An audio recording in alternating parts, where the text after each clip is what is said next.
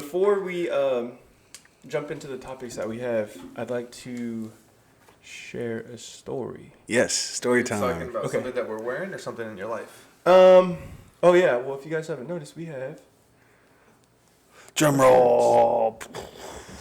Shirts. I would show you guys the back, but I don't want to stand up. I'll stand up. Yeah. Stand let's up, do it. Rob. I can't see myself in my frame. Go to and then do You like gotta a stand and little present me, bro. aesthetic. Yep, and then go. I don't have my glasses on. Like, okay. Dear Lord, There we're you having the go, blind like that. man guide me. Yep, I can't guide you. I'm you're stuck. good right there. Looks good. I'm the Lulu. So here is the other side.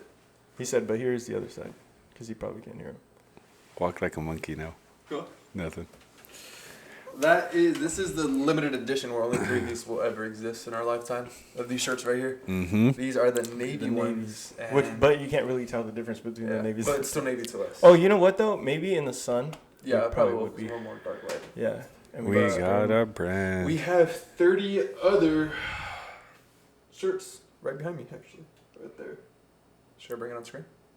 Yeah, and just hold it like, woo! Hey.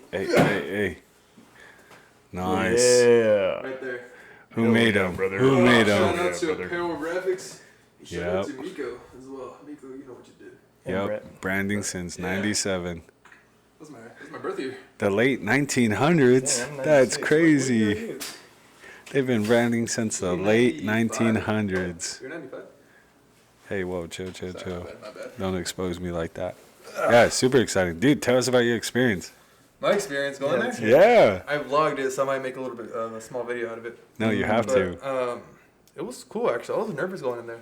I think I was nervous for 2 reasons. I was nervous because it's something... I'm bringing in a camera to a Right. place that I don't know how they're going to react.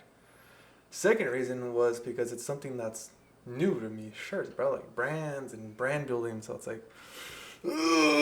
type of like... A little bit like nerve-wracking. Anxiety. Yeah, it's just a smidge. But I kind of walked in there with confidence. It was still. like a mix of like a whole bunch of emotions. Yeah, it like was anxiety, excitement. It was nervous. I was yeah. like sad, like, oh, my boys are at work right now because it'd be so much cooler. But next time, right?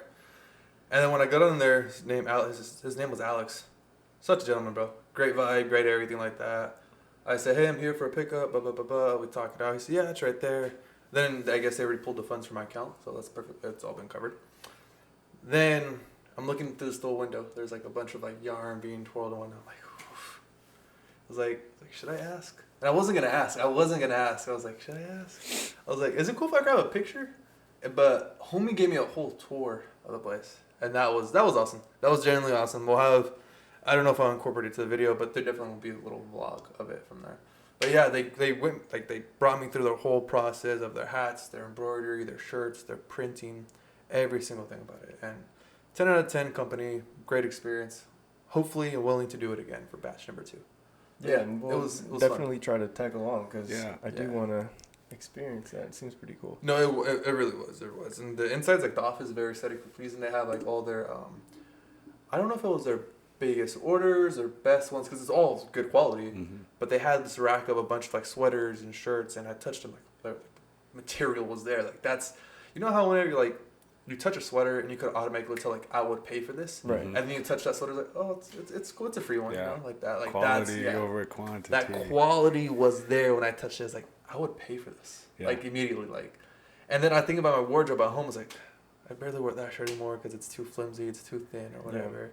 And then touching these ones, it's like Solid. my shirt expectations just Solid. skyrocket now. Just, Solid material. and this isn't even me like trying to sell or advertise. This is just my genuine raw experience. Because for a guy who likes shirts, I mean, we all wear shirts. It's like I finally found a shirt that I will put my money towards it confidently. Mm-hmm. Versus shopping online, it's like, is that gonna feel comfortable? Is that gonna fit? Is it the right size? Whatever it is the color right? But these are just like spot on. Yeah. So, How I'm do you guys happy. feel about the sizing? Dude, It's great. I like the sizing. I've always been a huge fan of the big tees and pump covers for sure. I do want to eventually buy another one and crop it. Yeah. Just to- I I was mean, you thinking have about to, that. so- I know. Might They have to crop also one. sell where it's already cropped for you. They have Oh, that's sick. they have the clean look where it's already cropped and like seamed for you, Uh-huh. or they could leave like the I like the rolled hand look. one. I like that rolled Yeah, look. me The only too. thing is, I don't know if these would roll. 'cause Yeah, they're like probably really not. good material. We'd have to see. You'd have to. I'd have try to test it first. out and try it out. But yeah, dude, the Mincho's already shirts. worked on that too, actually. Oh really? Yeah. I think I sent a video before where he had like a bunch of different samples last time I went there. Yeah, they're so Nice. sick. Do you want to give a breakdown of our shirt? I mean, you helped put it together for the Breakdown of the audience. shirt. Like, we Yeah, got the so shirt I'll let colors, you do it since you're the one who kind of like placement. constructed a little bit. Constructed it. Okay. So on our right side of the chest, we have a Bible verse, which is John 13:7. I can't read it right now. Let me see. I don't have my glasses on. I have John read it. Okay. Oh, I'm trying to be better about moving my mic with my head. I get very. What does that say? You do not realize now what I am doing, but later you will understand. Yeah, and that's one of the Bible verses that really stands out to me. It was one of the first Bible verses that I kind of had like almost like a connection to, because I'm new in my journey, and I think that was one of the first verses that I actually came across, and I'm like, you know what, I'm gonna try and trust this process, and it's always stuck to me. So yeah, I felt the need to maybe put it on one of our shirts, and it came to fruition. Yeah. So yeah, that's what we have on our right side. On our left side, we have our logo, which is pretty cool. And then on our back, we also have the same logo, but expanded and centered. Much larger. Yes. So that's like the breakdown of our shirts. And Yeah. the top of the logo is actually from John's idea, Mm-hmm. which was your motto for the brand, which is In pursuit to build a community of remarkable people. And then we have our logo, Five Guys, our name, Fuel Your Vision. And then we have a Bible verse, Psalms 24. Not 24, but 20.4 Mm-hmm. in that way. Yeah, I can't read upside down. We can't either. Boom, there it is. May he grant your heart's desires and make all your plans succeed. Which is pretty self-explanatory with how impactful that Bible verse is with a name like Fuel Your Vision, where the goal is to fuel your vision, whether it's motivation, if it's a goal that you're trying to achieve. But it's more so acquiring the lifestyle or the life that you want to, that's in the future, by putting hard work towards it. And with that, and I think, honestly, with Hav's choice of Bible verse and the choice of Bible verse that I brought into life, it makes sense to have those two Bible verses into a brand that's about fueling your vision. Yeah. And, I think, what's so cool about this, too, is, like, you could think about this and interpret it in so many different ways. But I like the Bible verse that you had chosen for this shirt, because this was just an idea. We didn't know what we were going to do. Right, We're right. still learning. And, now we have shirts, which is super cool. And step by step, we just have to trust the process. But similar to, someone in a new faith, I know we were just listening to a bunch of worship music, but those were all songs that I listened to in the beginning of my journey. And, I said this before, but people have a tendency of needing to see something physically, right, before they believe in it. But, God asks you to believe him first before you see it. And I think, all these quotes and these verses just go hand in hand for multiple reasons, not just like for our brand, but in life and even in the gym. Definitely. So, And I feel like people can relate to it. Because you can really, this verse, I don't know, it means a lot to me, and people can definitely connect. Yeah, and I'm super stoked. They turned out really good. The logo's super sick. it's exciting, bro. Like, not to get riled up the horses game, but it's exciting. It is. It really is. Like, and I to never- just see it, and it's just like, I remember when we were talking about the shirts, and I'm like, I'm shirts, yeah, cool. Yeah. But now that it's like here and we're actually wearing them, it's like, oh wow, Yeah, we're really doing this. Yeah, we are. Yeah. What, So- 12 episodes later? Yeah. This is episode 12. Yeah. I'm excited to wear it to the gym and see what people Yeah. think about it. Yeah. I'm pretty sure we'll get a couple of people like, hey, Yeah. it's a sick shirt. The You cool guys part about it actually too is did they get to touch it, so they know we're not just Yeah, saying I'd it, be but like, feel it, yeah, feel it. it's literally just I pay for this. Yeah. And I think what's cool too, and I was thinking about this the other day, but I know that we're in a podcast, right? And we speak on topics or, try to provide motivation through the way we communicate, but also what we're doing is very motivating. Mm-hmm. I mean, I run into a couple people that I haven't seen in forever, and they were just like so stoked to one support us, but like to talk about what we're doing. And I have a couple boys that were like, dude, we're gonna do this and take action and collab. And to me, that I thought that was super cool. So as much as like we speak and try to motivate people through our speech, you know, our actions and like just staying committed to this has also been super impactful. And I'm like so stoked. Yeah, like you said, this is more motivating to us, I think, because now it's like another idea has become reality. And I know that there's spectators out there who are being also motivated from us just taking action.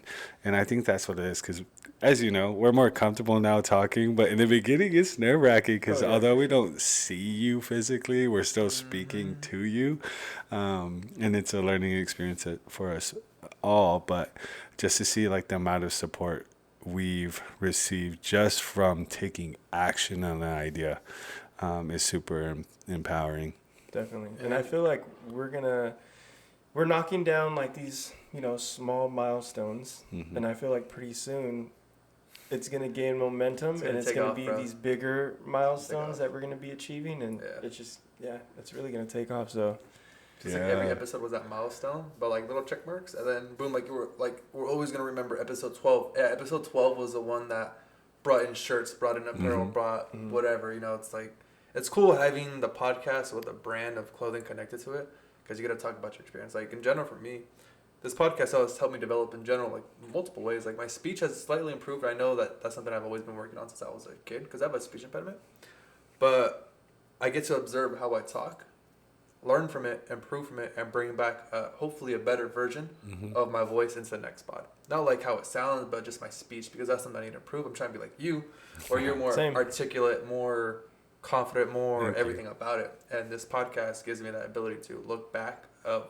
long segments of me talking and learn from it. yeah. And then just editing too. I've learned a lot through editing and everything. But it's just growth in general. We started off with you not even knowing how to run a podcast, and No clue. you Still just no learn. clue. You didn't know how to work these mics. In the beginning, it was like a puzzle. We spent like a whole hour trying to figure that thing how do we do out. this? Yeah.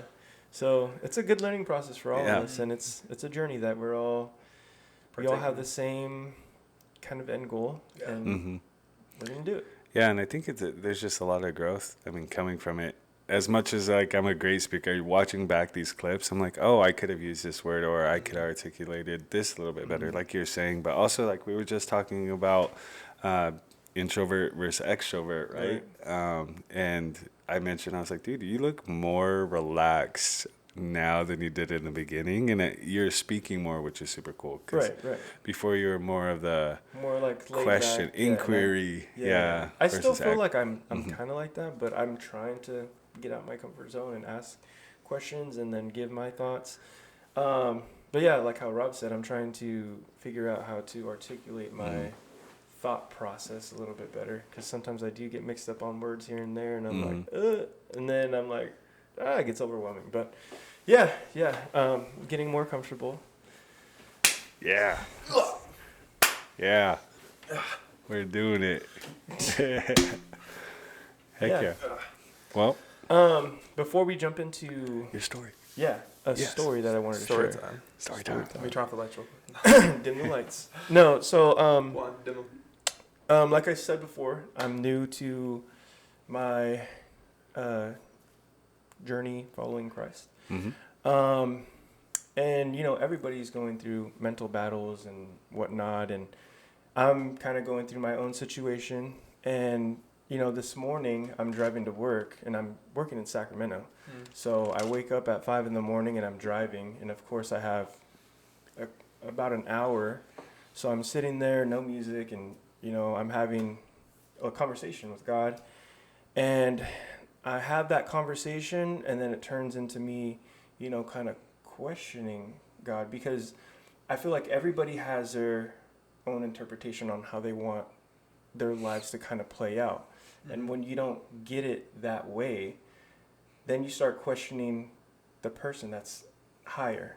So me being, you know, kind of new to to my faith and finding my faith, I'm driving and I'm questioning God, like, why do you give me certain things and then take it away? You know?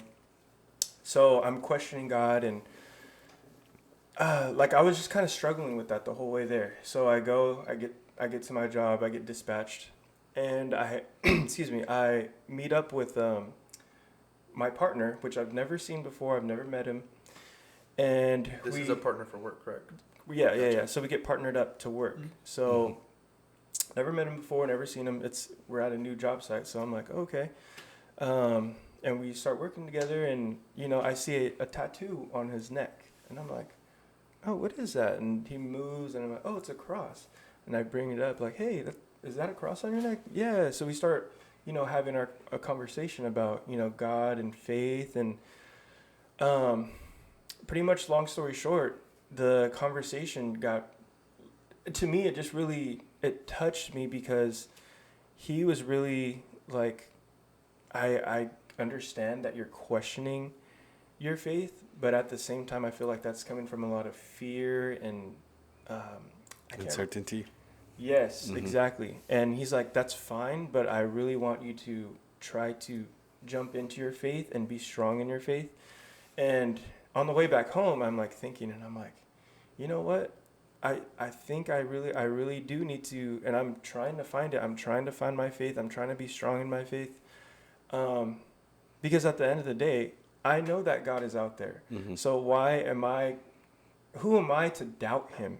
And it's just like me on the whole way. I'm like, why was I doing that? Like, why am I doubting him when I know that he's out there? You know, before I've asked for, you know, we were talking about signs, and sometimes he does want you to believe, but I did ask for signs before, and I would see certain things, and I'm like, oh, God is out there. So yeah, on my way home, it's just like that conversation with him really kind of opened my eyes, and is like, wow, I really need to jump in my faith, and I'm trying to find that, and God is out there, and I'm trying to find my way, definitely. But I just wanted to share that with you guys, because I know we talk a lot about faith and whatnot, and I feel like I'm getting to the point to where it's like, okay, I have my faith. Yeah. Where right now it's like Yeah.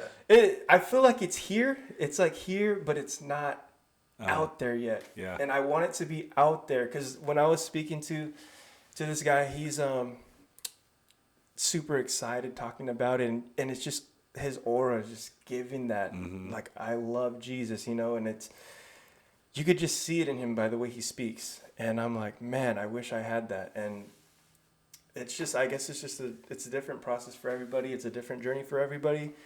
And I'm finding my way. Yeah. I'm finding my way. Dude, That's beautiful. Beautiful testimony. Especially seeing your growth from how we've talked about, like, the other day, how, like, the faith in the podcast and the faith in God, like, how do you, like, not compare the two, but you have the feeling of faith for the podcast, but that growth where it's like that, you're not fully, like, I don't say committed, but you don't fully have that 100% faith. Right. But seeing you grow into that, like, where you're, like, 95, 98% there is just beautiful, bro. And I'm proud of you, too, because when we first met, you were, like, very, like, kind of... Yeah, I'm like, okay, well, why is this like this? Yeah. Exactly. So, yeah, I'm finally coming to terms of, like, God is real, God is out there.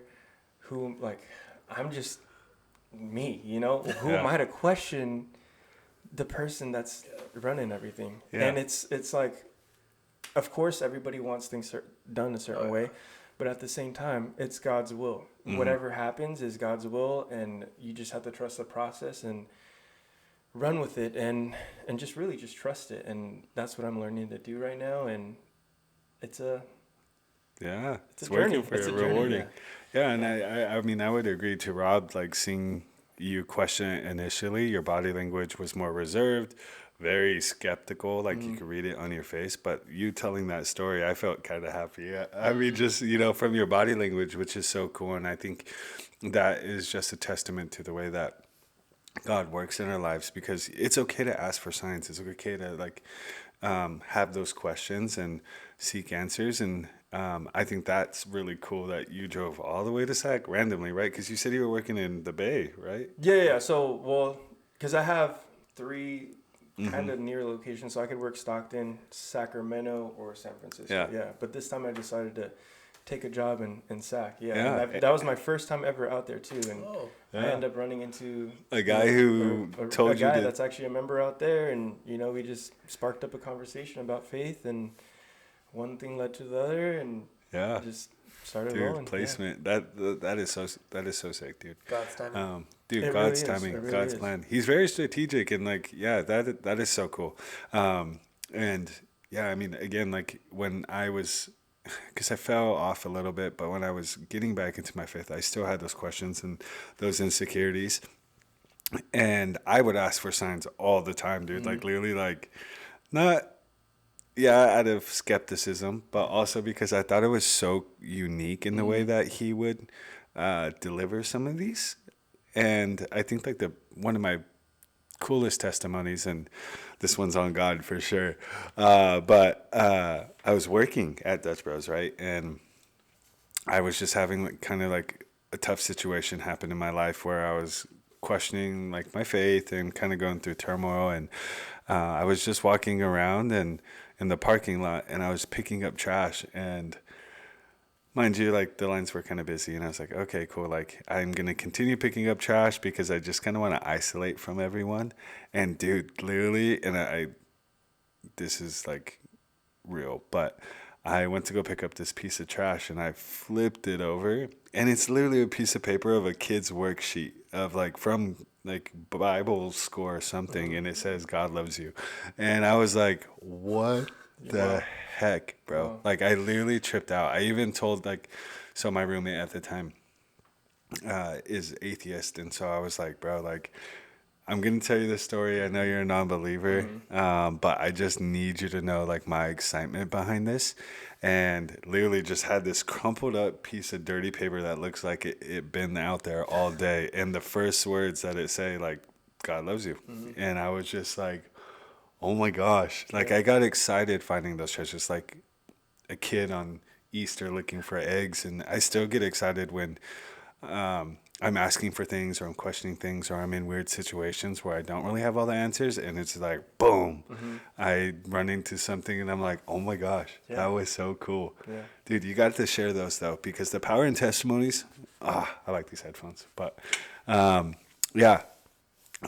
power in sharing those testimonies, just like the way that you shared yours, and the way that you felt in those moments, and even now sharing your testimony, I think that's incredible. It gives you like almost like when you run into those, you're just like, wow, you almost get the chills. Yeah, because I remember, and I think God is so great in that way. Exactly. I think I told you, it happened to me when I was going to San Francisco. I was driving in San Francisco, and I was kind of doing the same thing, and questioning God. But then I was kind of coming into terms of, okay, I need to learn how to trust your process. I'm praying to God to help me trust Him, And I'm about to go across the Bay Bridge, and I happen to look at a billboard, and it says, Jesus, I trust in you.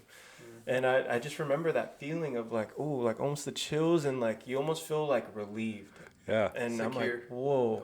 Yeah. And yeah, it's like that to me, that people may seem like, oh no, that it's just a coincidence, but is it really though? Like, I don't know. To me, it's like it's really a sign out there. You're praying on it, and you just happen to see something that just correlates exactly with what you were praying on.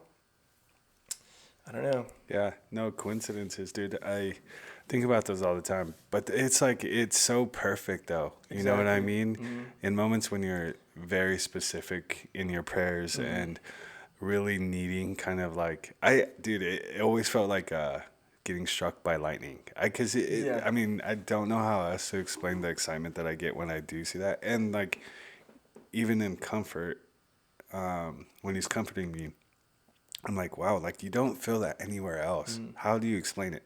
And I think anybody who's watching this, who's experienced one of those moments when God's speaking to you, or you finally see what He's doing, it's like, dude, it's so unexplainable. But I say unexplainable in that manner because, like, what else in this life is going to make you feel that sensation? Right. It's just so wonderful. And I mean, worship music too. Like now that you're starting to feel a type of way during worship music, I'm like, that is cool because Yeah. I know exactly what you It's mean. like the chills, and you're like, whoa. But Like, it's like, I know, yeah, I know you exactly know, what you're talking about. like I describe it as like my kid. Like I love my kids so much that like sometimes I'm just like, Lord.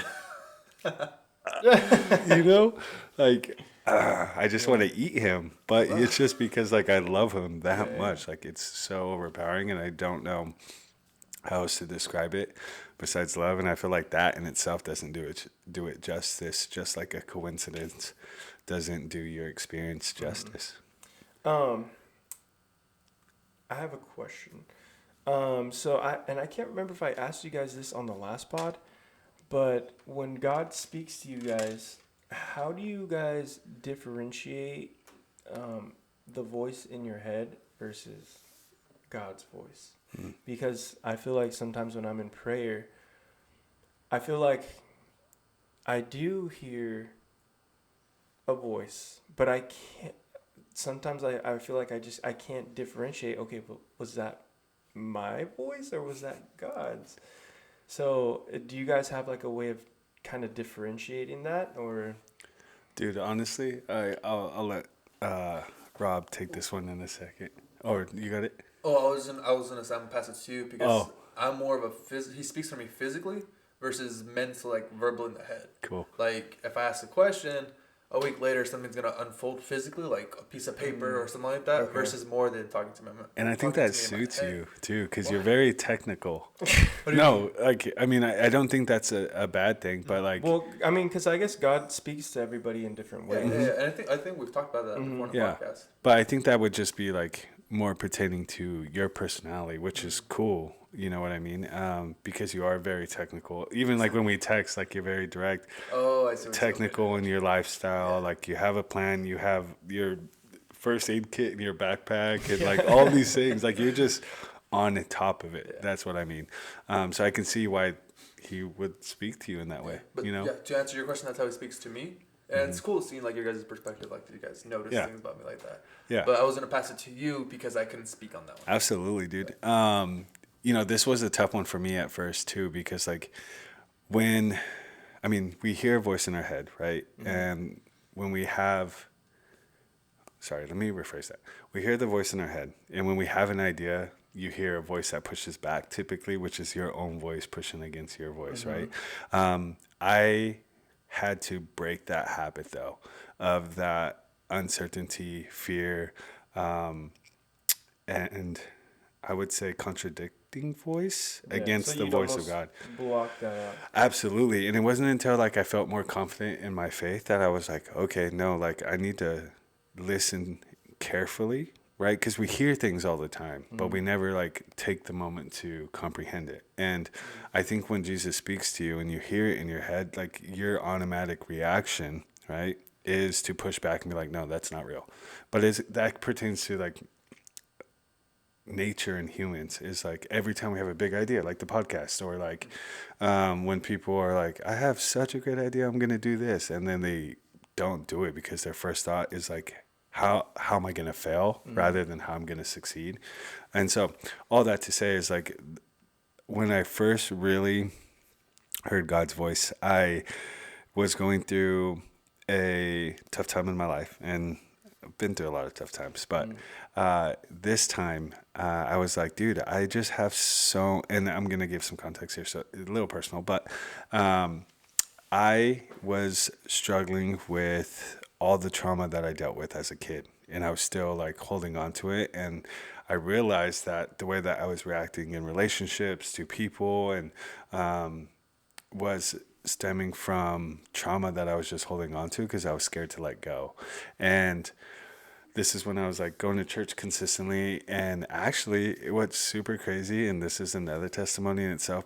So before I first moved to Stockton, I used to work for a youth pastor at the church, and I would do like announcements and fun games and help with the itinerary. His dad preached one day And I literally just went up to him after the sermon and I was like, dude, you know, what you said resonated with me. I appreciate you so much. And he was like, whoa, meet me in like 5 minutes and I'm going to come pray for you. I was like, cool.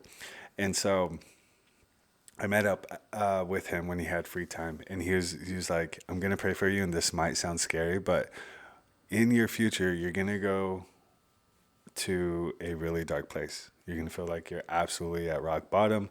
You're not gonna know what to do, but in that moment, you really have to seek God first." And so, fast forward a few years. Now I'm telling the story where I was in a dark place. I was living in Stockton, and I was trying to figure out things for myself, and I went and got a spiritual healing, which is called a sozo. And I think I mentioned this on a pod before, but I went up to Bethel. So I literally made my appointment online, went to Bethel, which is a world-renowned Christian school, Right. right? And literally walked into this room where they had like spiritual counselors. And basically, again, like I had to sit there and literally they're on my time. So I pay for it. I do this. The counselor's there. And literally he asked me, we worship beforehand, gets me comfortable, you know, and just starts asking me questions. And literally, dude, it felt like I literally couldn't hold down vomit, basically. That's how it felt with me, like releasing all the stuff that I had harboring inside. And I literally just threw up everything. And it was like, not physically throw up, but you know what I mean. And he would just write down things and he would ask me questions. Okay, cool. Like, you know, what about your childhood, you know, made you feel this way? And I was just bawling 3 hours of crying, bro. Just 3 hours of just literally nonstop crying. And it was like he would ask me that and I would just like be sobbing, right, crying, and I would hear a voice in my head that would like faintly be back there, you know, like a small light in a really really really dark place, and I would hear it just like, and visually that's what it felt like. It felt like a little like, you know what I mean. And he would tell me why I was feeling that way. And then the counselor would ask me another question. Okay, what does Jesus say about you? And in those moments, man, I could kind of get emotional now talking about it. In those moments, he would just speak to me again and tell me all the great things about me that I was like shoving under the rug because of my past experiences on earth. And the counselor would write down everything. So the questions that he asked, what did Jesus say about you? And we just went through this process for like 3 hours, dude. And in that moment when I was just overwhelmed,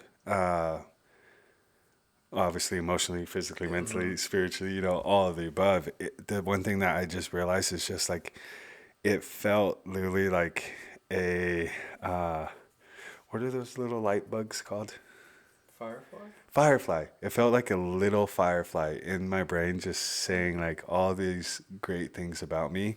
And my first reaction in those moments too was to push back, but I literally just dropped and just would let my mouth do its thing. And so that's how I heard him. And then afterwards, which was super cool, because I don't remember anything until the counselor read back the notes and made me read back everything. Literally was like, that's why they're there. They literally take notes because you're just in such an emotional catastrophe.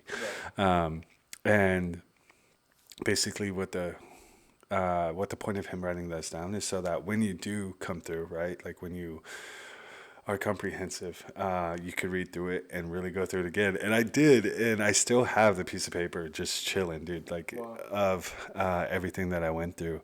But it was cool in the moment because you kind of like black out, right? Just so over exerted, but you're saying all these things and you don't really remember.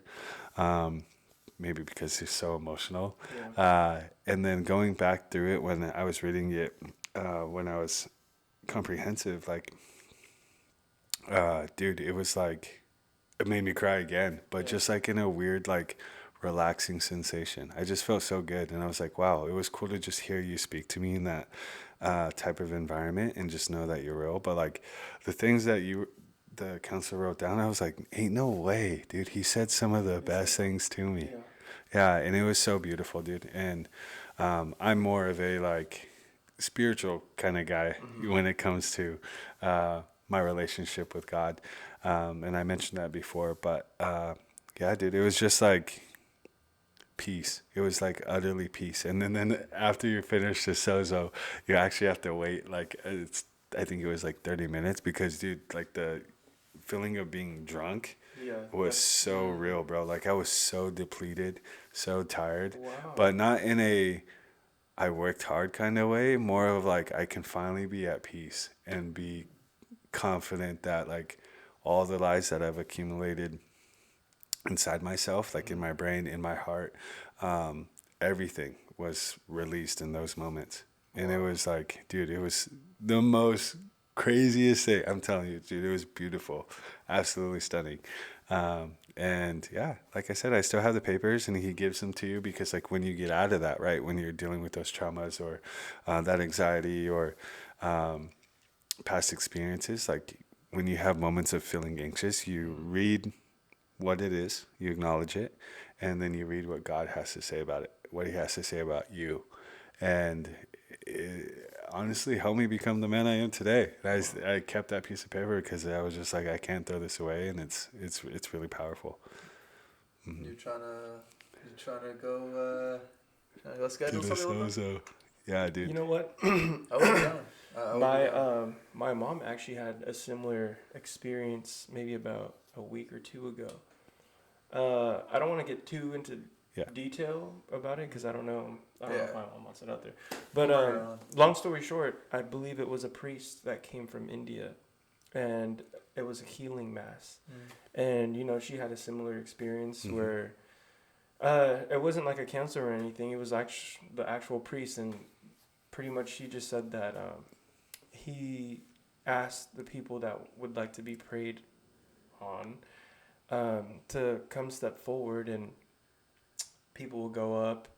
And my mom went up, and she said that she went up there, you know, a little kind of skeptical. And as soon as, you know, the priest got right in front of you and starts doing, you know, his prayer and whatever he does, my mom actually like collapsed. And she said that she felt like the Holy Spirit like enter her body. Yeah. So that's like the long story short. Yeah.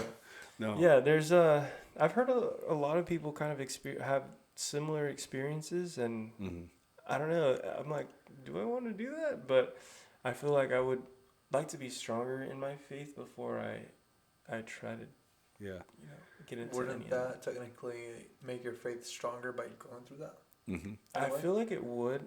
But because I know what you mean, and I'm kind of on the same boat as you. But the way I think about it, like, there's never gonna be a more perfect time than just doing it when you think it's not the perfect time to do it. I know that may sound a little bit like paradoxical in a way, where it's like, oh, that doesn't make sense, but the time not to do it might be the best time to do it because you come out stronger. Yeah, that's the way I would see it. Yeah, I mean, it's like parenting. As much as you prepare for it, you never are prepared for it until you have a kid, right? And the way that, you know, one of my youth pastors told me, he was like, you can't halfway jump off a cliff. Yeah. Either you're going to send it or you don't. And I think that's so cool that your mom shared that, because there's power in testimonies, right, in sharing those stories. But I was also very skeptical. Like, I seen people who would like fall out, because that's, I think, technically what it's called. They'd fall out because it'd get wrecked by the Holy Spirit, or, you know, they start praying in tongues. And I was like, I don't know if I want to look like that or be like that. And I think like the thing that I feel grateful for is that God catered to my needs in the way that I like to hear Him. But that sensation that your mom felt has been something that has hit me. Like, I didn't collapse, but I've definitely felt it where I'm like, whoa, like a moment of just weak knees. And it was just, that's why, like, getting drunk in the Spirit, those people get so heavily, like, I don't want to say induced by the Holy Spirit that you can't explain what happens. You really can't. And it's the best feeling afterwards, but in it, you're like, dude, like, I can see why people pass out from it, because you get so like overwhelmed. Like, it is like, positive overwhelm though. Yeah, and my kind of question was like, can you be so deep into your prayer and meditation to where you can do that yourself, you know? Yeah, no, absolutely. Sorry, I keep telling stories because Well, I think you're technically more inclined because your spiritually, experiences. yeah, I think my forte has always been like spirituality, which makes me sound like a hippie, but I never have been theological. I've never like resonated with like reading the Bible. Well, I do read the Bible, but like it was hard for me, because I've always been, even in life, like always like firsthand, hands-on experience because of my life experiences and the way I was brought up. But one of my pastors, who was my teacher through ministry school, she would say that like she would have to pull over because she was like worshiping, and she would get kind of like, whoa, like can't focus on the Wow. road, and she would pull over until she was like done. But in my own experiences, like I've had those moments too where like I'm on a long drive and I'm just listening to worship music, and then all of a sudden either like a song hits or I hear something or see something that just wrecks me. And it's been in good ways, and it's been like in the ways that I needed that were just a slap of reality. And I've pulled over and have cried like crying in the club kind of cry, you know what I mean? Cars are Where the best cry. ugly cry, dude. Yeah, where but I mean every time I have had those experiences where I've just been like in my own mood, meditating, soaking. That's what they call it, soaking in this spirit. I've had that same sensation, and it's a little bit different because, like, I mean, I'll use like going to a concert. You're all there for the same purpose to feel the same way, technically, right? When you're worshiping with others, which is like your community, right? Like we feel each other's energies or auras or whatever word you want to use to explain that. And so when I'm by myself, and I did this for a long time too, I would literally set like 15 or 30 minutes and sometimes even an hour aside just to like sit there in prayer and really just feel it. And no cell phones, nothing. I mean, my teacher would even lock herself in a closet sometimes and just really be intentional with Holy Spirit. And sometimes she would say she would try to aim for 15 minutes and come out like 2 hours later, just like, whoa. I too have had moments where I've just been like so in my prayers and just loving the feeling, just loving everything that I'm receiving, that it's, yeah, taking it a lot longer. And so to answer your question shortly, yes, you can do it on your own, but it's like make that time very intentional, set like you don't have to go in your closet, but be somewhere where you can relax and not be disturbed, and let Holy Spirit do his thing. Yeah, I kind of recall my grandma telling me when, we used to spend the night almost every weekend to go to church on Sundays because she's Catholic, so Yeah. every Sunday we'd be going to church. And I remember her saying, oh, yeah, when you say your prayers and you're really deep in your prayers, you can levitate. And I'm like, what?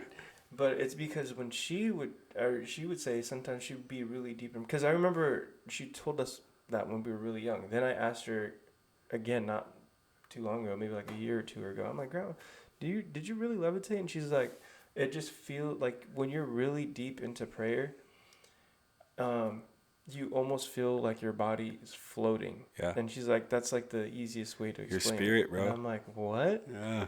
That's crazy. And she's like, yeah, like you're really into your prayer and you just feel just like almost like a floating sensation. And I'm like, wow. And that's why she would say when we were younger, we were into like Chris Angel and magician stuff. Yeah.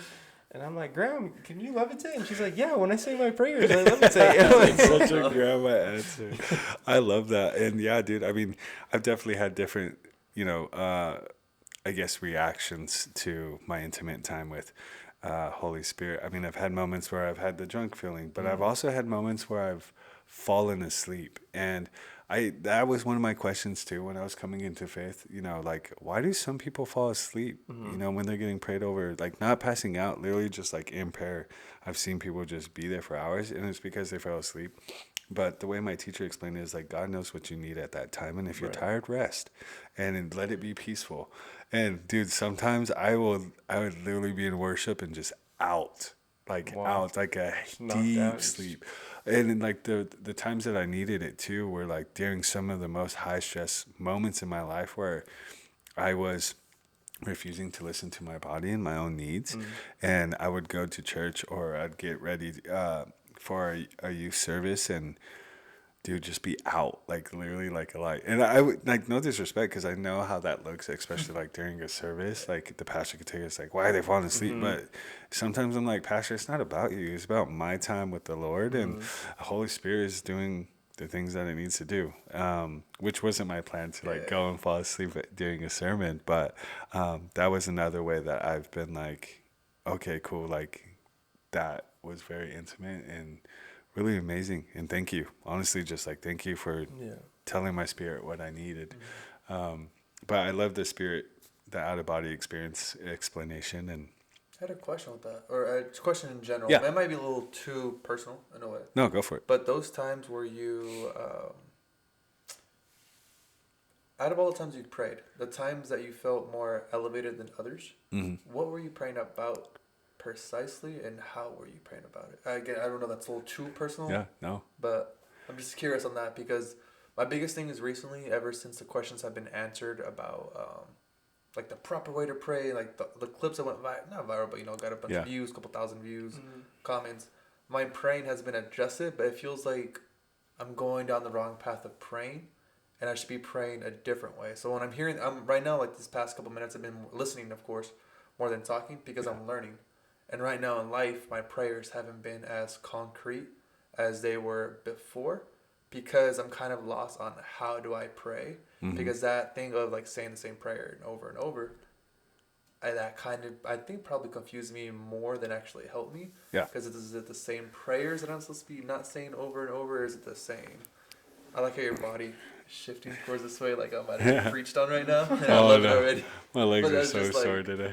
A question I had because of hearing his stories, but your grandma's not here, so I can't really ask her. Mm-hmm. And then, but since you're here, it's like, Yeah, but absolutely. And if you don't want to answer, no, I then do. If you do want to answer, I could clip it off the pod, or No. we could leave it. Oh on the pod. no, we don't clip it. Anything here. Side note: your grandma. Like when I picture your grandma, I think of the grandma from Coco. From Coco? Abuelita. That's what I think funny. of, like just a spiritual, typical Mexican, Yeah, you know, yeah. grandma.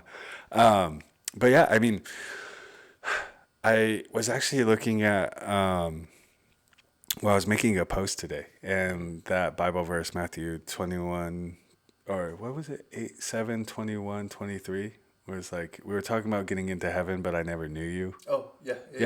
Yeah. Turn away from me, for I never knew you. Yep, absolutely. And so that was explained to me too in my prayer. And this is where like the distinction between a religious versus relationship comes in. And I was also like hearing that video that you made of me the other day at the gym where you're using that, like gym goers are so religious about going to the gym and staying dedicated and staying disciplined, which was a good word good choice of words on, was it, what's his name? Who was speaking? Joe The voice? Rogan? Joe Rogan. And then what the Right. funny thing is, as I've had that audio saved for so long, not knowing whether to use it for one of my gym clients, their company, or save it for an individual, I was like, you know what? This suits Strong really well. Yeah. And then, Well, thank you. Yeah, and I can take it. I mean, I took the listening to the video, I'm like, okay, religiously was a good choice of words here because it's not talking about like a specific religion. He's talking about routine, religion being a routine. And I think that's where I lacked my prayers. Like, why am I doing this? Like, am I doing it because it just is supposed to be right? Or is this developing my relationship with Holy Spirit? And am I being intentional? Because like, there has to be some sort of emotional ties to it, right? And so when I did pray in those moments, literally, I would pray for some of the same things, but there were things that are very important to me. Like I will always pray for my son because he is like my absolute joy. And every time I say that or pray for him, I absolutely mean it. Like with my whole being, right? And then there would be times where I'm just having conversations, like asking questions still, or like, I would say, not deliberating, but kind of just like not complaining either, but just being vulnerable about like how I'm feeling and what I'm going through, and just asking for some like Almost peace. like To be therapeutic honest, guidance. yeah, very very therapeutic, and I think that was also a piece of advice that someone gave me was like, hey, like the more vulnerable you are with Holy Spirit, the better you're gonna feel, and the more that you're gonna like give yourself the ability to receive, because if we're not vulnerable, right, like I only know so much as what you tell Yeah, me, But and so at the end of the day, though, I feel like God already knows hmm what you're going through yeah. and how it's going to play out. It's just how He wants you to communicate it with Him hmm and let Him know, how you're feeling at that time so He can give you the proper guidance. hmm Or give you, I guess not the proper guidance, but give you some type of guidance. Yeah, I think it's yeah, just that vulnerable aspect. I'm going to use this as an example. Uh, you're with your partner, right, for years, right? Like let's say 10 years plus, and you don't say "I love you" all the time, and then you get confronted for not saying "I love you" all the time, and your response is, "You should know I love you." God, right? When we're praying, of course He knows all, but it's like confession. When we say it, there's power behind it because we're stepping out of our comfort zone and we're being intentional and making it a point to take action and be like, I know you know this already, but I do have these things that I'm dealing with. Or if you're just showing appreciation, like a simple thank you or like I love you is super cool.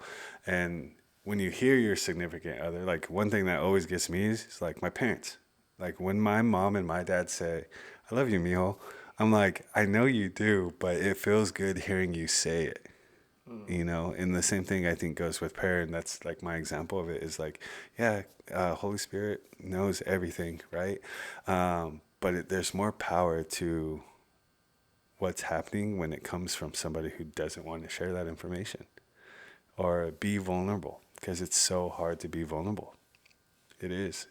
And so back to answer your question about the prayers, I think the most that I felt that I heard Holy Spirit, felt Holy Spirit, or in the moments that I was like, cool, I just need to be as vulnerable as possible and really express how I'm feeling and be articulate what I want and have some asks, at the end of it. And those were the moments that I just got wrecked in prayer, dude. And I think vulnerability, just speaking on that is so hard. It's so hard to be vulnerable, especially even like if you're struggling it's hard to be vulnerable when you're struggling sometimes with the people that you love the most. Right. Like you being in a relationship, if you were struggling, it'd be which is kind of ironic because that's the person who's supposed to love you the most, you know what I mean? But we still kind of have that sense of pride, or I would say, like, I don't know, it's in our nature to not feel exposed or feel weak. And so I had to break that with Holy Spirit and not feel exposed, not feel weak, and feel confident in my vulnerability and relationship with Him, that whatever I say is between us. Even if He already knows it, I need Him to know that I'm willing to say it, though. I like that. Sorry, like before Go I ahead, go, go I ahead. thank you, because that means and meant a lot to me, because for like the last 2 weeks, like for the last 2 weeks, I was like lost for a bit, and like my prayers weren't really there. I don't want to say I fell off, but I just wasn't communicating or being vulnerable a lot. I was just kind of like going through like a dry run in a way. I was just like spiritually there, but not spiritually there. It's like physically and verbally not there, but spiritually there. And I think that last step is actually being there verbally to connect with the actual spiritual of it. Like the bridge, kind of connected in a way. Yeah. But yeah, thank you. Yeah, absolutely. Yeah. And just to touch on the same topic, I feel like everybody has their own way of praying. I don't think there is a right way or wrong way of praying. at the end of the day, you're gonna start one way, and you're gonna kind of almost come up with your own routine, and I don't see anything wrong with that. Um, yeah, Yeah. that's what I have pretty much for that. But really quick, to jump into another question that I have, we've all been in relationships. We've all loved somebody. We love our parents. We love. Um, so how do I word this? With God in our how do I word this? With God in our Our life, in our life, our relationships. he's always here, right? Uh-huh. Where do you guys put him? Like, do you love God the most? Is he number one, and then it kind of breaks down, or is he like, oh, okay, my girlfriend, and then my parents, and then oh, okay, God, and then I would say, I mean, everybody's. Go for it. I don't want to say there's a right. First, we also got like 4 minutes left. Just heads up on that SD card.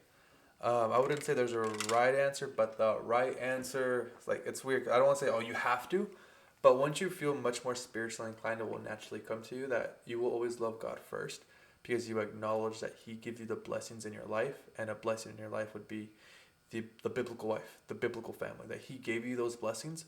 And for you to cherish and love your family, you have to be so grateful and loving to God that He automatically puts everybody on top, because He's the one who gave everything that's down below Him in that way. That's the way that I see it. I think that's the way people should see it, but it comes with time. Of course, you're always going to love, like, let's say before you found your faith in God, you're going to love your girlfriend, you're going to love your parents more, but as your faith grows, I believe your faith will overturn the love for your family and everybody else, where they get put down a notch and put God above them. Not in a bad way, but it just will naturally happen because my God is so great, and you see what He could do in your life. Yeah. I could go. I'm gonna go two different ways, I guess you can say. yeah, because I know, and I know you have a son. So you would put God and then your son, because I get what you're saying, because everything that you've been through has been through God.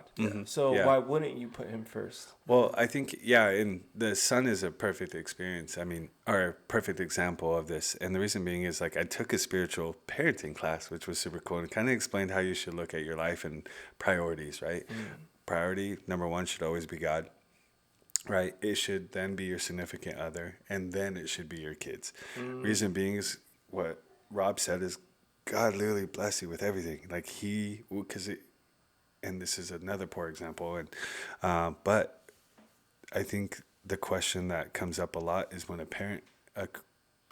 believer, right, a parent who believes, loses a child, and they either veer away from religion or they really like lean into God, right? And so I feel like that's where kind of the doubt in your faith. It's a weak Christian, because at the end of the day, like, God is there for you, and He's gonna do things in your life, and not everything that happens physically and like on earth in this physical life is meant or is His doing. You know what I mean? So I've always looked at it. Yes, I'm always gonna love God first, right? Because, like, if I lost my significant other, if I ever lost a child, whatever, like, I'm always going to have Him there and feel confident in that. Then it should be your spouse or your significant other, right? Even if you have kids, because you need to show your kids, like, hey, we made you, you know what I mean? And you have to show respect to the parent. You can't be good parent, bad parent.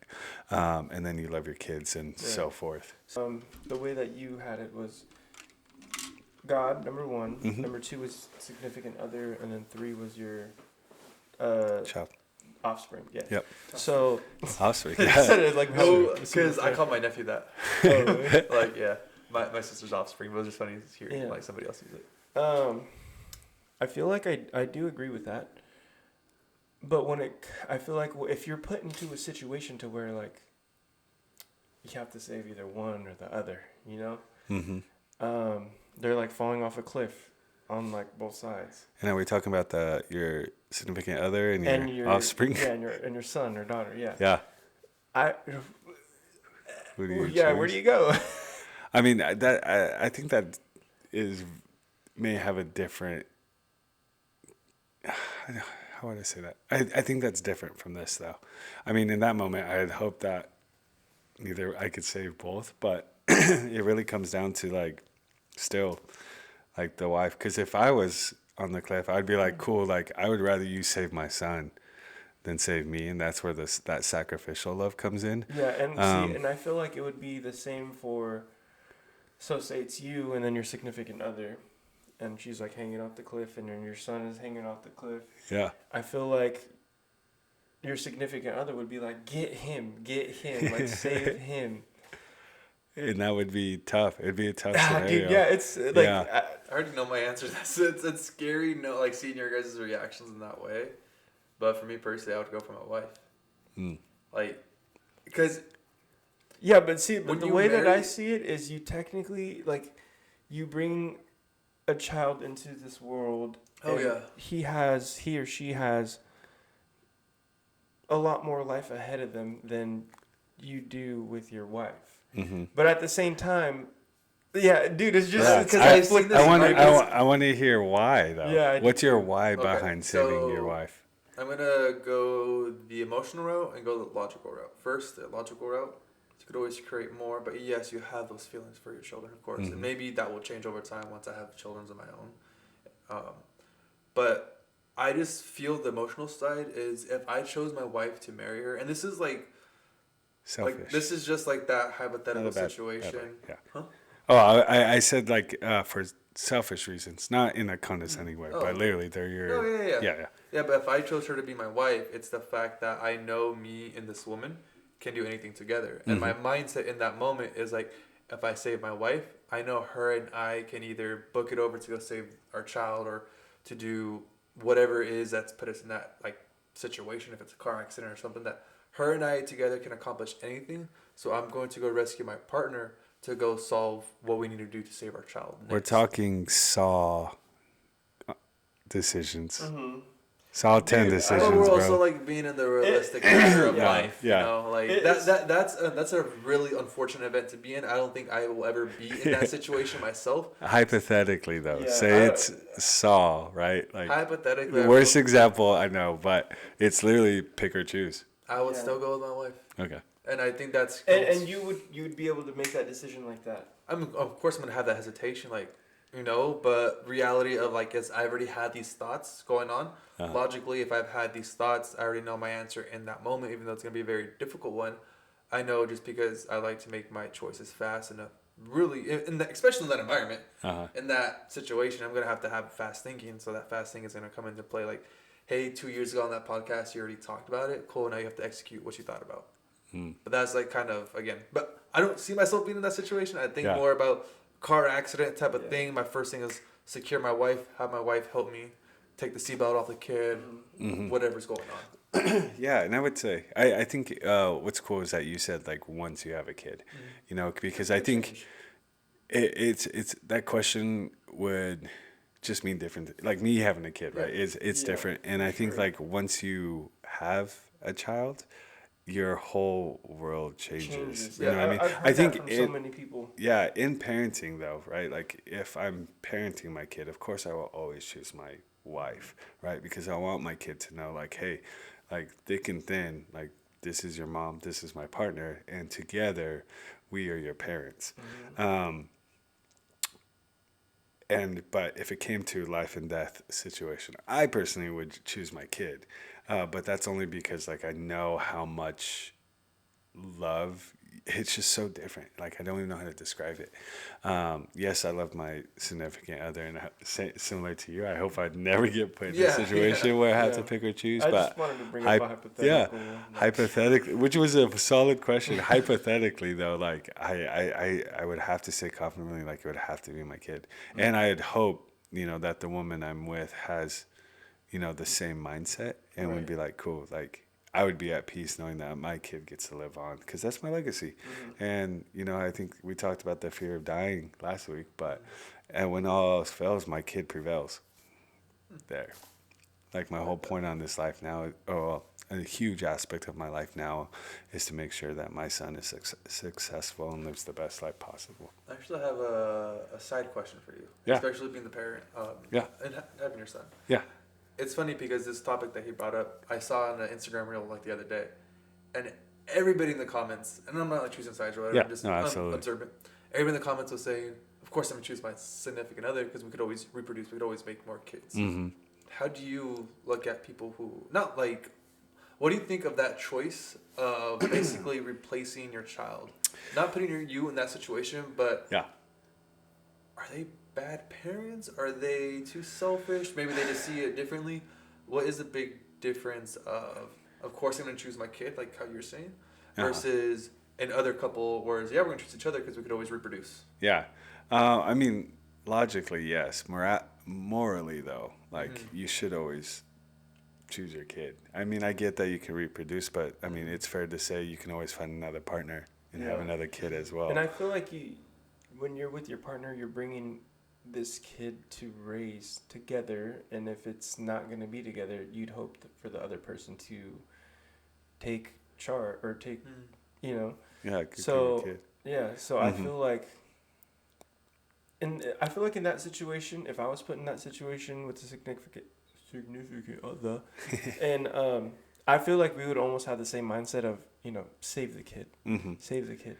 Yeah, and I think it just changes because also like the way you love your significant other is vastly different than the love you experience from a kid. Like you think like Yeah, I've heard that a lot. Yeah, people think that they know what love is, but it's so different when you have literally like your being, like your like DNA, in front of you. in reality, just like a separate conscious. That's kind of weird to. Yeah, a little version. like There's little John out there, bro. Yeah, it's pretty insane, dude. And like I think and I'm not, because everyone has their own opinions and they have the right to that. But I think like for people who maybe don't have kids who are like would answer that question, I'm like, of course, because you think that love stops here with your significant other. But once you have a kid, dude, it's like, oh my God, you thought you know how to love, and so but don't. Does your love for the significant other also? It does. It does. I mean, I would say it does increase. I think, and that's just from an assumption. Me and the parents aren't together, but I will always have love and respect for his mother, and never wish anything bad upon her. I want her to be happy, 100%. And so, I could see where people would choose like, oh yeah, my significant other. That's easy because we can have more kids. But it's like, yeah, but do you have kids? Because if you think that way during that moment, like maybe you're reacting out of what your significant other provides you, but when you have a kid, it's like, what can I provide them? And so it definitely changes. And so can't wait till you guys have kids and you'll know. But that is a fair question. I mean, next year. Yeah. No, I'm just kidding. Oh geez, in 9 months. I'm like, what? Yeah, but I would say also like to comment on your statement about does the love increase for the significant other. Dude, like I think the one thing that I do regret the most is that I didn't have, my child with someone that I was going to end up with or marry, or and now we're co-parenting, which hey, we're happy, we're making it work for my kid. But I can see like how like I yearn for that. Like I think, well, I already know that my next kid that I have, I want it to be with someone that I absolutely love, because I think it's going to multiply everything. Because I've already seen how having a son multiplied everything in my life, emotionally, mentally, even physically. Like I just want to be that dad that if my kid's playing at the park, he's like, I'm going to go get my dad. And everyone's like, don't go get your dad. You know what I mean? Just kidding. But all that to say is like, yeah, I do think that once you have a kid, like if you're doing things right and you're with a person that you absolutely love, like your love for that person's only going to get better. And for multiple people too. Yes. And this is to follow back up about like people who wanted to choose their offspring, because you can reproduce more. Every person that I've asked who have multiple kids say that every single kid was different in the way that they felt about them. Like it's not one and the same. It's not cookie cutter. And they love them all differently. Oh, okay. Yeah. No, not any less, just differently. Okay, I see. Yeah. So it was like, one has well, I feel like the first one that you languages, I have, guess. the firstborn is always going to be not special, but it's like, wow, it's like the firstborn. Then you have your second one, of course. Here we go again. Yeah. Well, not here we go No, again, but like but it's I kind of get Different. what you're saying. There's going to be different Like if you wanted to like paint a picture, right, of this, right? Say you're measuring your love in a chart, or just like a graph chart, like a regular chart, right? And 100 is the max, right? So you have a green column, red column, pink column, Mm-hmm. all different colors, but they're all the same Same love. Oh, 100%. okay. Yeah, yeah, yeah. You know what I mean? And that's how I always looked at it. And that's how I'm hoping to experience that myself. Like I want a daughter so bad, because I know how much I love my son, but I know having a daughter is also gonna wreck me so differently. Oh yeah. It just makes me Yeah. so excited, you know. So yeah, kids, dude. To spin things around, to kind of ask a closing question, Yeah. more of a closing topic, I guess, Mm-hmm. because we're on the topic of children. What's your guys' view on modern discipline with kids nowadays versus spanking back then to people calling it child abuse nowadays? Were you guys hit as children? Like, were you guys whipped with a belt? Were you guys like? Cause I got slapped across the face. I got hit with like objects, not like in a abusive way, Yeah. but in a hey, I had to teach you a lesson Mm-hmm. in a way. What's your Um, guys' view on that now? So, yeah, I grew up being spanked Spanked as in with like the belt, like on the butt, yeah, like that. Did But you get see- hand or just belt? yeah. See, and I feel like that, like the way that, and maybe it's just because that's the way that I grew up and kind of was taught discipline. Yeah. But to me, like a hand to the face, like a slap across the face, or like a, I don't know. I feel like that's almost like that draws the line for me. I feel like I would never do that to my son or daughter if I had, or when I have kids. But Would you I bring out a spank them? belt with Would I the spank spank? them? Yes, I probably would. If they, yeah, I would. I would. But would I ever slap them across the face or like, I don't know, like physically like abuse them or something? No, Yeah, I wouldn't do that. But There's a I guess there's limit like with almost like physical a kind of like a discipline, yeah. boundary of Yeah, like, of okay, course. I'll spank you with the belt or with like a slipper or something. Yeah, something like But the I'm not gonna physically like, bah, like don't do that. Yeah. Yeah. Yeah, that's a really good question. Well, I had I guess I would say, more severe punishment as a kid. And not severe as like one particular thing, but I was severely abused as a kid, like bad, like hair pulled, bruises, couldn't even go to school, had caseworkers. The You guys ever heard of the book A Child Called It? Yes. Yes. So, and this is me as an adult, kind of using that as a reference, but it was really bad, dude. Like, honestly. And I think like what I learned as an adult, because I did, take a couple parenting classes and as an adult experiencing and putting things together and dealing with my traumas, I think, the way, yes, like there's a line that you have to draw, but I think the way that we explain it to our kids and in our position mentally and emotionally when we are punishing our kids, because like coming from abuse, like I was abused for everything and anything, and it made it confusing for me as I got became an adult. Hence the trauma that I told you guys about. Yeah. But I do think like, yes, spanking your kids, if done correctly, is effective. But you yourself have to be in the position to do the spanking. You can't just be like overboard, mad, Yeah. and just right. 'Cause putting if you're anger in a into state it. of like being frustrated, you're gonna like, There's gonna be a little bit go more power yeah, to it yeah. versus more mental calmness. Like, hey, I need to discipline you. It's gonna be that acceptable amount of force versus an aggressive amount of force. Right. Yeah, and I think like I mean even in the parenting classes, like the spiritual one, I did a Christian parenting class, and they said spanking is okay, but the way that you I guess approach it is what is going to be effective or not. And so, I mean, kids are young, right? Like teaching them hot and cold, or Yeah. when they do something scary or inappropriate or something that upsets you, like being like, hey, the reason why I am punishing you is because of this. And then following up, being like, are you okay? Just want to make sure that you understand why you got spanked. Right. Would be a good approach, rather than willy-nilly just beating them, because you don't want them to be so fearful of you that they resent you, or they don't come to you about things because you're punishing, like very punishing. It'd rather be like that disappointment factor of like, dang it, like I knew right from wrong and I messed up.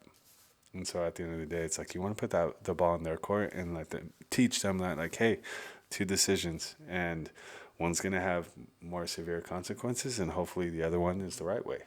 But I'm here to hold you accountable as your parent. Like, I have to. And that's definitely harder to explain to like a younger kid who doesn't really comprehend right from wrong. But I think the more that you're like, show them, explain it when they're younger, like, kids know They like grow up stuff. with that knowledge over time. Yeah, 'Cause yeah. that's what my dad did to me. Exactly what you're describing is before and after a spanking, my dad would literally sit me down. I feel it was like interrogation, bro. Like not interrogation, but like do you know what you did?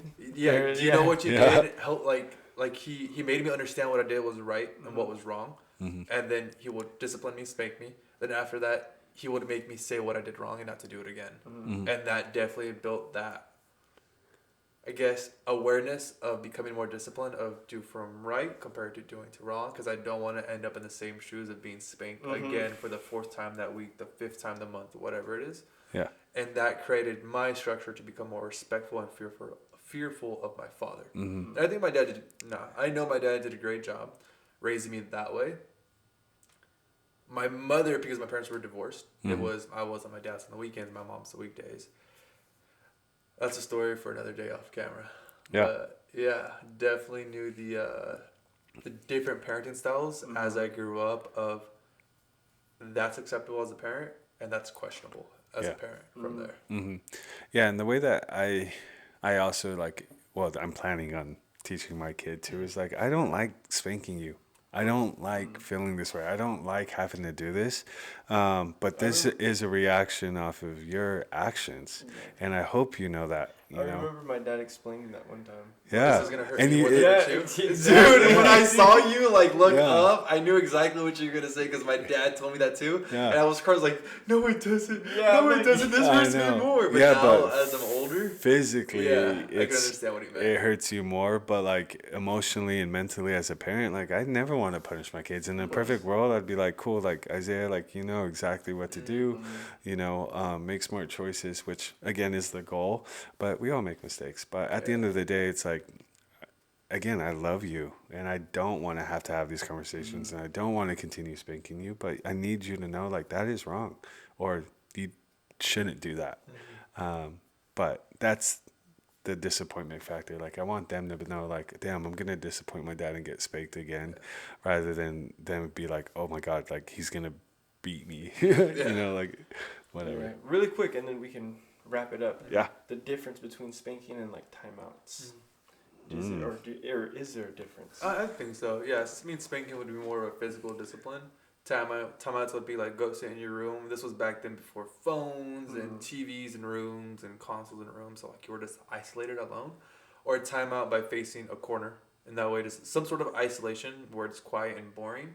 And I've seen different forms of timeouts where like you have to have your hands above your head facing the corner, like some sort of like physical workout as a kid where you're just like that in a corner for like 30 minutes. Or standing on one leg for 10 minutes, or something like that. Something annoying that the kid will find like, ugh. I think there would be a difference. Is there one that's more effective? It depends on how it's approached, I think. Yeah, I think it's very objective. Like each like every kid's going to be different, right? So you have to get very creative with your methods. And that's what I hear from all parents, because, an introvert might actually like just going to their room and laying there. You know what I mean? That's funny, because sometimes it would happen to me, and I'd be like, okay. Yeah, cool. Okay. They're not seeing it as like punishment. It's more of like you're rescuing me from you yelling at me. I feel like it would be tough though if you had 4 kids. I said 4 kids. 4 kids. We'll get you the help you need. 5 guys. Yeah, if you have 4 kids and you have to discipline them all different. Oh, well, why does he get spanked and I get, or probably the opposite? Why do I get spanked and he gets time out? Yeah, and I think there's probably like a line of explanation to be drawn as well, because I mean kids are only going to know what kids know and see what they see. Mm-hmm. As you become an adult, you probably that you might resonate with that a little bit more and be like, oh, like I actually understand why my parents spanked my brother and not And me. yeah. Would you spank your daughter versus your son, or is that just like that? Oh, they're all getting butt whoopings. Yeah, I'm dishing them out Because I've like, seen comments where like they become, I'm gonna use the word sexist. I guess like, oh, you could spank your son, but you can't spank your daughter. I'm like, huh? That way versus like that. But I mean, growing up, it's like, bro, I've seen my sister get worse than me, like that. But that was just a random question just popped over. yeah, no, I don't think I would ever be biased. Because one, like, Bias, there we go, that's sexist. yeah, I think I want them, oh, I'm going to punish them Yeah. obviously the same, The same. in the sense, like, I won't refrain if spanking works. But I can see why people think that. But also, like, maybe they're scared that their daughter's going to grow up to fear men. But it's like, if you do things right as a parent, like yourself, again, just like a good position, you aren't emotionally escalated, you have clear thoughts, and you go into it with intentions.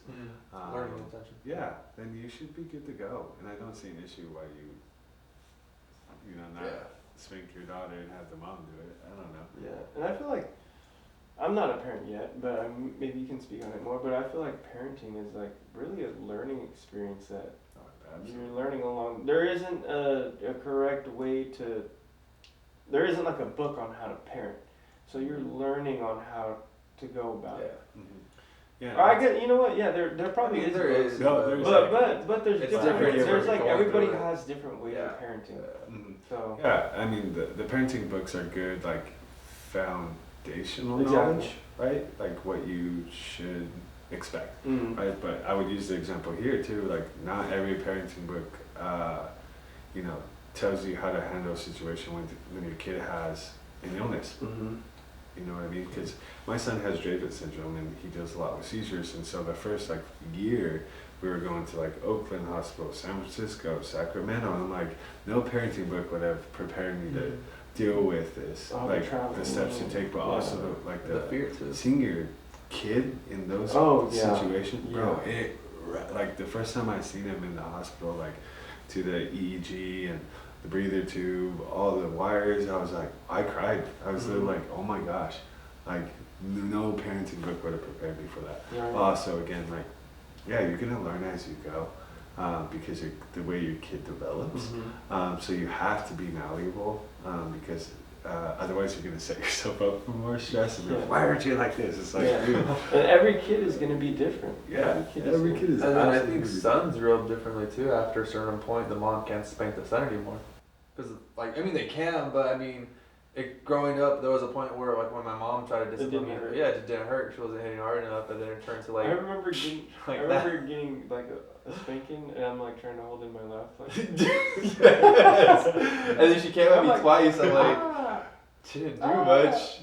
Yeah, but I mean, I guess that's where the dad comes in, you know. Yeah, I mean, to a certain extent. I mean, that's why, you know, sons typically have, I think, a pretty good relationship with their father, and daughters typically have a pretty good relationship with their mom, even though they still love both parents. But I think that is also what I'm looking forward to as well, is because I know my son's a mama's boy now, right? But there are things that he's receiving from her that I can't do. You know, like she birthed him. She, you know, is the nurturer. She's like, mom. She's being a mom. And then in time, I'll be the dad. wait, when did it die? I don't know.